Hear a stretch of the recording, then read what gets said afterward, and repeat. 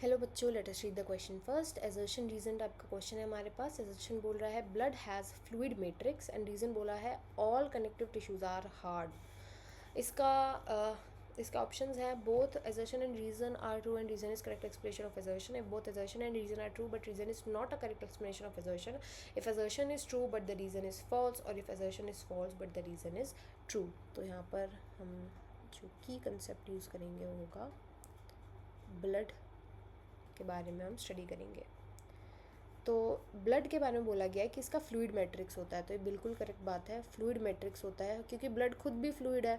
देखो, मैट्रिक्स का मतलब क्या होता है? कोई भी जो ग्राउंड सब्सटेंस होता है, ग्राउंड सब्सटेंस या वो सब्सटेंस जो सेल्स, जैसे ये सपोज मैंने एक स्लाइड पे ले लिया एक ब्लड का ड्रॉप, अब ये इसकी सेल्स हैं, तो ये सेल्स भी जो है ना किसी ग्राउंड टिश्यू पर है, प्रेजेंट है ना, कोई ग्राउंड टिश्यू होगी या इन सेल्स के बीच का जो पार्ट है, इन सेल्स के बीच का जो पार्ट है ना, इसी को हम बोलते हैं ग्राउंड सब्सटेंस। मतलब जिस बेस पे, या आप एक तरीके से बेस भी बोल सकते हो, जिस बेस पे ये सेल्स प्रेजेंट हैं उसी को हम बोलते हैं ग्राउंड सब्सटेंस। यानी जो मैट्रिक्स है ब्लड का वो एक्चुअल में फ्लूइड है, फ्लूइड मैट्रिक्स होता है, उस पर सारी की सारी सेल्स प्रेजेंट होती हैं। कौन कौन सी सेल्स प्रेजेंट होती है? मेनली इसमें होती है आरबीसी होती है, रेड ब्लड सेल होती है, वाइट ब्लड सेल होती है, प्लेटलेट्स यहाँ पे प्रेजेंट हो सकती हैं, प्लेटलेट्स हो सकती हैं। तो ये जो मैट्रिक्स होता है ना, इस मैट्रिक्स को हमने नाम दिया है, हम इसको मैट्रिक्स करके नहीं बुलाते, इस फ्लूइड मैट्रिक्स को हम बोलते हैं प्लाज्मा। एंड ये जो प्लाज्मा होता है ना, फ्लूइड पार्ट मतलब जो ब्लड का होता है वो अराउंड 55% होता है। 55% ब्लड का पार्ट प्लाज्मा होता है। बहुत ही ज़्यादा इंपॉर्टेंट चीज़ है। जब भी किसी को जैसे जॉन्डिस हो जाता है, बीमारी हो जाती है, तो आपने कई बार सुना होगा इसको प्लाज्मा ट्रांसफ्यूजन की ज़रूरत है, मतलब प्लाज्मा को एक्सचेंज करने की इसके अंदर ज़रूरत है, तो वो इसीलिए होता है। प्लाज्मा जो होता है ना ब्लड का बहुत बड़ा पार्ट होता है। फ्लूइड पार्ट मतलब जो होता है वो ब्लड का प्लाज्मा होता है। तो यस, फ्लूइड मैट्रिक्स होता है ब्लड में प्रेजेंट। एंड ब्लड क्या है? एक तरीके का कनेक्टिव टिश्यू होता है, क्योंकि ये डिफरेंट ऑर्गन्स डिफरेंट टिश्यू को कनेक्ट करने में हेल्प करता है, तो इसलिए हम इसको बोलते हैं कनेक्टिव टिश्यू।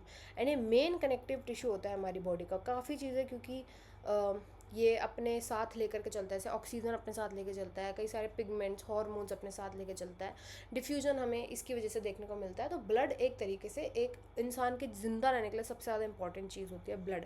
आपने ये तो देख ही लिया होगा, इम्यूनिटी मेंटेन करने के लिए वाइट ब्लड सेल्स होती हैं। कोई कट लग गया बॉडी के अंदर, अगर उसको ठीक करना तो प्लेटलेट्स प्रेजेंट होते हैं। कितनी सारी मेन चीज़ें अपने अंदर लेके चलता है, इसीलिए इसका नाम ही रख दिया मेन कनेक्टिव टिश्यू। तो अब एजर्शन पे जाते हैं। एजर्शन बोल रहा है कि ब्लड हैज़ फ्लूइड मैट्रिक्स, वो मैंने आपको समझा दिया, तो ये एजर्शन इज़ करेक्ट। रीज़न बोल रहा है all connective tissues are hard, तो ये इनकरेक्ट हो जाएगा। अभी हम ब्लड की ही बात करें तो ब्लड हार्ड तो नहीं होता, जैसे इसमें बोला गया जैसे कार्टिलेज हो गई, बोन्स हो गई, सब कनेक्टिव टिश्यूज़ होती हैं, ये सब हार्ड होती है, तो ऐसा नहीं है।